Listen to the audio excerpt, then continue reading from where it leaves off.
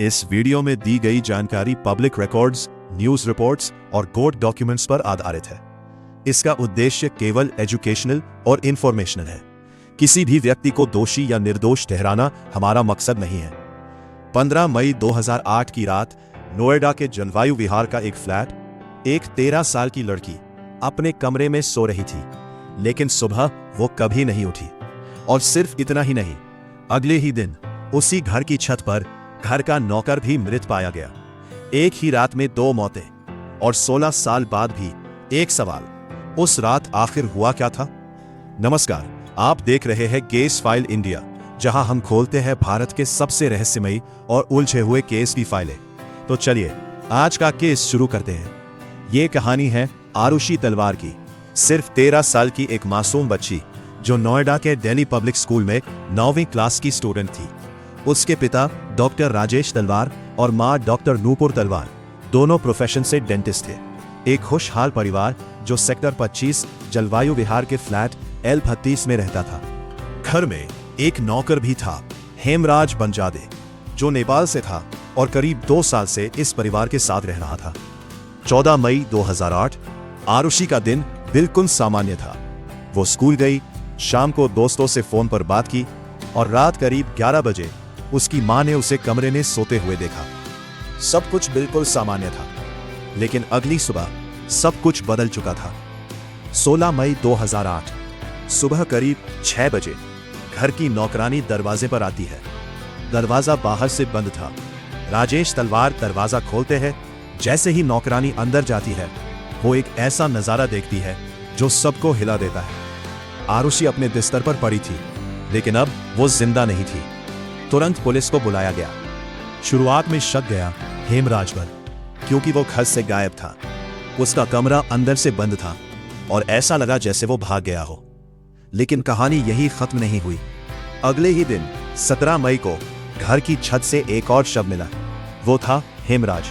अब ये सिर्फ एक हत्या नहीं, बल्कि डबल मर्डर केस बन चुका था। पोस्टमार्टम रिपोर्ट के अनुसार दोनों की मौत रात 12 से 1 बजे के बीच हुई थी। दोनों के गले पर गहरे चोट के निशान थे और आरुषि के सिर पर भी गंभीर चोट थी। इस केस की जांच शुरू में नोएडा पुलिस ने की और उन्होंने सीधे आरोप लगाया डॉक्टर राजेश तलवार पर। उनका कहना था कि यह ऑनर किलिंग का मामला है। मीडिया में हंगामा मच गया। हर चैनल पर बस इसी केस की चर्चा होने लगी। 25 मई 2008 को यह केस सीबीआई को सौंप दिया गया। सीबीआई की पहली टीम ने राजेश तलवार को क्लीन चिट दे दी। उन्होंने 3 नौकरों को शक के आधार पर पकड़ा, कृष्णा, राजकुमार और विजय। इनका नार्को टेस्ट भी कराया गया। लेकिन फिर 2009 में सीबीआई की टीम बदल दी गई। नई टीम ने फिर से शक जताया तलवार कपल पर। 2010 में सीबीआई ने क्लोजर रिपोर्ट फाइल की, जिसमें कहा गया कि पर्याप्त सबूत नहीं है। लेकिन कोर्ट ने इस रिपोर्ट को खारिज कर दिया और ट्रायल शुरू करने का आदेश दिया। 2012 में तलवार कपल के खिलाफ केस शुरू हुआ। सीबीआई का कहना था कि हत्या घर के अंदर ही हुई और कोई बाहरी व्यक्ति शामिल नहीं था।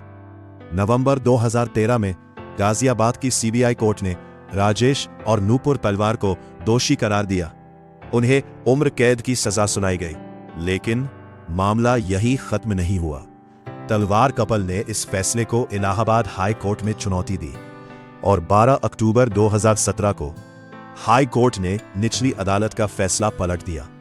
कोर्ट ने कहा सीबीआई अपने आरोपों को साबित नहीं कर पाई और बेनिफिट ऑफ डाउट देते हुए तलवार कपल को बरी कर दिया गया। आज भी सीबीआई और हेमराज की पत्नी की ओर से सुप्रीम कोर्ट में अपील की गई है और यह केस अभी भी लंबित है। यानी कानूनी तौर पर आज तक इन दोनों हत्याओं का जिम्मेदार कोई तय नहीं हो पाया। 16 साल बीत चुके हैं, 2 जिंदगियां खत्म हो गई, एक परिवार बिखर गया। लेकिन सवाल आज भी वही है, 15 मई 2008 की रात उस फ्लैट में हुआ क्या था? आपको क्या लगता है? क्या इस केस में कुछ ऐसा है जो अभी भी छिपा हुआ है? नीचे कमेंट में जरूर बताइए। अगर आपको केस फाइल इंडिया का ये एपिसोड पसंद आया हो तो वीडियो को लाइक करें, शेयर करें और ऐसे ही सच्चे और रहस्यमयी केस के लिए चैनल को सब्सक्राइब करना ना भूलें। हम मिलेंगे अगले वीडियो में एक नए केस के साथ। तब तक सच की तलाश जारी रहेगी।